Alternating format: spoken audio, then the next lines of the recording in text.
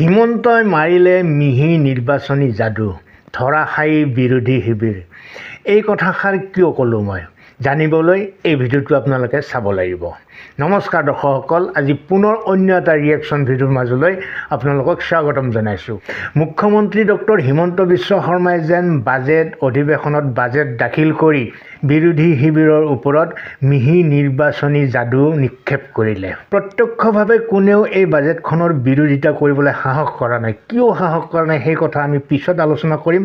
প্ৰথমতে প্ৰতিদিন টাইমত হোৱা বাজেট সম্পৰ্কীয় আলোচনাৰ কিয় অংশ আপোনালোকক আগবঢ়াব খুজিছোঁ। আহক, ইয়াত দুৰ্গা দাস বড়োৱে বাজেটখনৰ সম্পৰ্কে কি মন্তব্য আগবঢ়াইছে আমি জানি লওঁ, তাৰপিছত আমি আকৌ কথা পাতিম। এফালৰ পৰা কিন্তু এটা কথা যে অকল কৃষক বা শ্ৰমিক বা মহিলাকে যে টাৰ্গেট কৰিছে তেনেকুৱা নহয়। ইয়াত একবাৰ সাহিত্যিক বুদ্ধিজীৱীলৈকে লেখকলৈকে কিন্তু ইয়াত চৰকাৰে আজিৰ বাজেটত কিছু কথা উল্লেখ কৰিছে। মানে এতিয়া ধৰক 1000 যুৱ লেখকলে 25,000 টকাকৈ আগবঢ়াব। 1000 গ্ৰন্থমেলা আয়োজনৰ বাবেও পুঁজি আগবঢ়াব। এতিয়া আগতে অকল অসম প্ৰকাশন পৰিষদৰ গ্ৰন্থমেলাৰ পাইছিলে, এইবাৰ এতিয়া জিলা নহয় সম জিলাকো দিব। কিন্তু জিলাক 5 লাখকে দিব, সম জিলাক 2.5 লাখকে দিব। কিমান ভাল কথা। সেইটোকে মই কৈছোঁ। বহুত লেখক আহে 25,000 টকা দাদা দিয়ক, 50,000 টকা দিয়ক, মোৰ পুষ্টি এটা কিতাপ এটা ছপাব লাগে। এইটো নিজে ছপাই ল'ব। এতিয়া কবিতা নিজৰ ছপাবলৈ পইচা 25,000 টকা লাগে, এতিয়া নিজে কৰি ল'ব। কিমান ভাল কাম কৰিছে। আপুনি যিকেইটা বিষয় কৈছে, আমি এতিয়ালৈকে যিমানখিনি 1 ঘণ্টা কথা পাতিলোঁ টেক্সেশ্যনৰ ওপৰত বা বাজেটৰ ওপৰত, পইচাটো ক'ৰ পৰা আহিব, চেণ্ট্ৰেল ছেক্টৰৰ পৰা আহিব, লোনৰ পৰা আহিব, নিজৰ ইনকাম, পাব্লিকক এইবিলাক দৰকাৰ নাই। আচলতে পাব্লিকে এইবিলাকলৈ বেছি সংখ্যক পাব্লিকে এইবিলাক চাই থকা নাই। এতিয়া ইয়াতে 14 নম্বৰ পেজৰ পৰা আৰম্ভ কৰি অলমষ্ট 50% অফ দি বাজেট সেই তালে মানুহে লক্ষ্য কৰি আছে। বাজেটখনৰ মানে 31-32 নম্বৰ পেজলৈকে ৰাইজে ৰখি আছে। কি ৰখি আছে? যে আমাৰ এতিয়া অৰুণোদয়ৰ পইচা বৃদ্ধি হ'বনে নাই, বেছিকৈ অৰুণোদয়ত আমাক পইচা দিবনে নাই, মামা ভাগিনসকলে মুখ্যমন্ত্ৰী ডাঙৰীয়াক যেতিয়াই যায় যে যিবিলাক ছোৱালী আছে তেওঁলোকক স্কুটি দিছে, কিবা দিছে, নিযুত মইনা দিছে, ভাগিনসকলো কৈছিলে তেওঁলোকলৈও ধন আগবঢ়াইছে। গতিকে ডেভেলপমেণ্টৰ ক্ষেত্ৰতো অলপ আগতে এখেতে কৈছে যে কৃষি খণ্ডত বা অন্যান্য খণ্ডতো মানে কোনো এটা ছেক্টৰ হিমন্ত বিশ্ব শৰ্মা ডাঙৰীয়াক মই এইকাৰণে ধন্যবাদ এটা দিব লাগিব। প্ৰেজেণ্ট যি পলিটিচিয়ান আছে অসমত, প্ৰেজেণ্ট পলিটিচিয়ান ষ্টেট পলিটিক্সত, মই ভাবোঁ অৰ্থনীতিৰ ওপৰত বেছি অধ্যয়ন কৰি তাক ৰাজনীতিক ব্যৱহাৰ কৰিব পৰা ৰাজনীতিবিদ, আটাইতকৈ বিচক্ষণ ৰাজনীতিবিদ হিমন্ত বিশ্ব শৰ্মা। আৰু তেওঁ তেনেকৈ ব্যৱহাৰ কৰিছে। আৰু তেওঁৰ এই ব্যৱহাৰত যিখন বাজেট তেখেতে আনিছে কোনো ছেক্টৰ বাদ দিয়া নাই। একেবাৰে গৈ ছেটেলাইটলৈকে পাইছে, যিটো নেকি ৰাজ্য চৰকাৰ এখনে কল্পনা কৰিব নোৱাৰে। আৰু সেই ছেটেলাইটৰ পৰা ব্যৱহাৰৰ কথাখিনি নিশ্চয় অহাকালি মুখ্যমন্ত্ৰী ডাঙৰীয়াই বাজেটত তেখেতে প্ৰথম কম বুলি কৈছে। আজি প্ৰেছ মিটত কৈছে।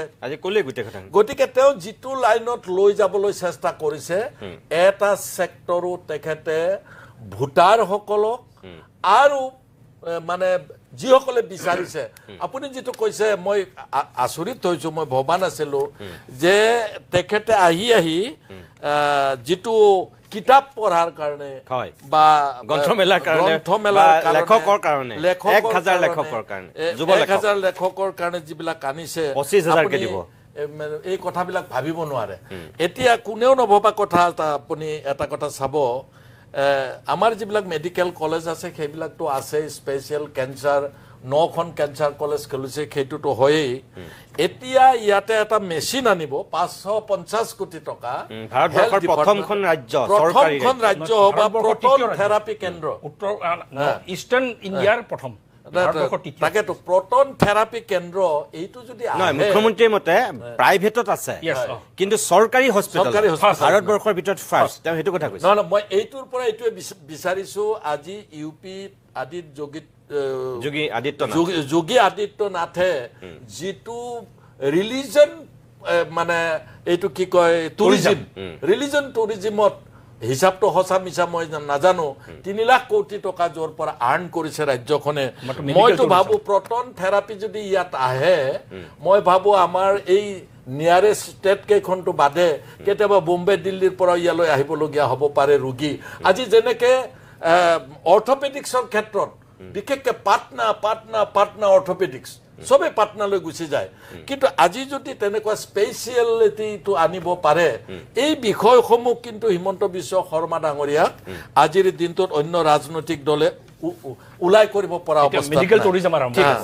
গতিকে মেডিকেল টুৰিজমটো হৈ যাব পাৰে কিন্তু মই লগত এটা কথা কৈ থৈ দিছো যে আমাৰ যিকেইখন 6 শিডিউল আছে আপোনালোকে আচৰিত হ'ব কোনেও হয়তো লক্ষ্য কৰা নাই নৰ্থ কাছাৰ কাৰ্বি আংলং আৰু বিটিচি 6 শিডিউলতো তেওঁ এতিয়াই সেই অঞ্চলত যিটো আবণ্টন সেইটো আবণ্টনটো কিন্তু তেওঁ আশা কৰাতকে বহুত বঢ়াই দিছে আগন্তুক বৰ্ষত গতিকে আজি বিটিচি অঞ্চলতো কেইদিনমান পিছতেই তাতো নিৰ্বাচন আহিছে এইটো তেওঁ কেপিটেলাইজ কৰিব এতিয়া তেওঁ কেপিটেলাইজ কৰিলে অন্য ৰাজনৈতিক দলে তাক কেনেকৈ কাউণ্টাৰ দিব সেইটো কাৰণেতো নিৰ্বাচনমুখী বাজেট বুলি মই সেইকাৰণে কৈছো গতিকে আজি আপোনালোকে যিটো কৈছে এটা হয়তো মোৰ পৰামৰ্শ মই ডিবেটতো আগবঢ়াম এছেম্বলিত যে বিটিচি অঞ্চলত কিছুমান ডেভেলপমেণ্ট কাম আজি সমজিলাৰ জৰিয়তে যিবিলাক হৈছে সমজিলাবিলাক 17টা নে 18টা সমজিলাৰ ইষ্টাব্লিছমেণ্টৰ কাৰণে ধন আবণ্টন কৰিছে কিন্তু বিটিচিত সমজিলা এখনো কৰা নাই এতিয়ালৈকে কি কাৰণত এই 6 শিডিউলটো বাদ দিছে কথা পাতিম বুলি কৈছে মই ভাবো কিছুমান একেলগে ৰাজ্যখনৰ লগত একেলগে আগুৱাই যাব লাগিল অকল হিটোৱে নহয় আজি অৰুণোদয় বিটিচিত এতিয়াও আৰম্ভ কৰা নাই যিটো অৰুণোদয় 3 কৰিছে এতিয়া ইয়াত অৰুণোদয় পাবলৈ হৈছে তাত আৰম্ভ কৰা নাই এই যে ডিফাৰেন্সটো যদি সেই অঞ্চলৰ মানুহে ধৰিব পাৰে তেতিয়াহ'লে মই ভাবো এই অঞ্চলৰ কাৰণে সুখৰ খবৰ নহ'ব ধন্যবাদ দৰ্শকসকল আপোনালোকে দুৰ্গা দাস বড়োৰ কথাখিনি শুনিলে মাজে মাজে নিতুমণি শইকীয়াও মন্তব্য আগবঢ়াইছে অন্যান্য চেনেলো নিশ্চয় আপোনালোকে চাইছে ইতিমধ্যে বিৰোধী শিবিৰৰ কোনো এগৰাকী নেতাই খুব কঠোৰ ভাষাৰে এই বাজেটখন সমালোচনা কৰিব পৰা নাই অখিল গগৈয়েও জনসাধাৰণৰ মগজু কিনা বাজেট বুলি কৈছে এইখনক বা অন্যান্য দলেও নিৰ্বাচনক আগত ৰাখি তৈয়াৰ কৰা বাজেট বুলি ক'বলৈ যত্ন কৰিছে যেহেতু ভোটাৰ ৰাইজৰ মগজু কিনা অথবা ভোটাৰ ৰাইজক সন্তুষ্ট কৰাৰ কাৰণে প্ৰস্তুত কৰা এখন বাজেট সেইকাৰণে এই বাজেটখনৰ বিৰোধিতা কৰা মানে যেন ভোটাৰ ৰাইজক অসন্তুষ্ট কৰা গতিকে কোন ৰাজনৈতিক দলে ভোটাৰ ৰাইজক অসন্তুষ্ট হোৱাটো কামনা কৰিব সেইকাৰণে যেন প্ৰত্যক্ষভাৱে কোনেও বাজেটখনক সমালোচনা কৰিব পৰা নাই যিয়ে নহওক আপোনালোকৰ বক্তব্য আপোনালোকে কমেণ্ট বক্সলৈ গৈ লিপিবদ্ধ কৰক ডক্টৰ হিমন্ত বিশ্ব শৰ্মাই কেনেধৰণৰ যাদু চলাইছে বাজেটখনৰ দ্বাৰা অথবা এই বাজেটখনে সঁচাকৈ লাভান্বিত কৰিবনে মুখ্যমন্ত্ৰী ডক্টৰ হিমন্ত বিশ্বৰ চৰকাৰখনক সেই সম্পৰ্কে আপোনালোকে কমেণ্ট বক্সত লিখক আজিলৈ এৰিছোঁ ভালে থাকক কুশলে থাকক ধন্যবাদ